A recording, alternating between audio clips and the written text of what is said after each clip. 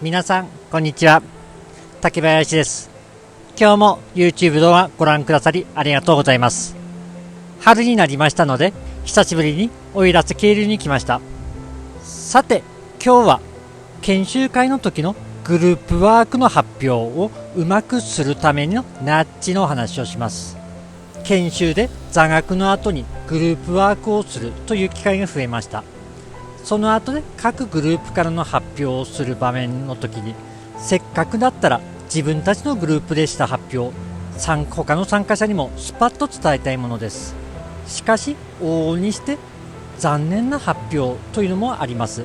私が聞いた中で残念な発表になりやすいワースト3を紹介いたします。第3位です。自分のメンバーの紹介を長々としてしまう。発表するにあたりましては持ち時間があります。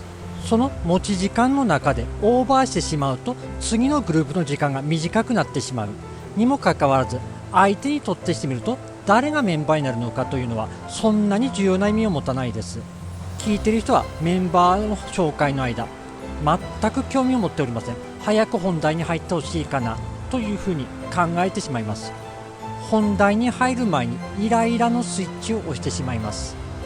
どうしてもメンバーの紹介したいんであれば1枚スライドを作ってご覧のメンバーですと3秒でさっと紹介するぐらいにしておいた方がいいと考えます。では第2位第1位の話は次回以降お話しいたします。今日も最後まで聞いてくださり本当にありがとうございました。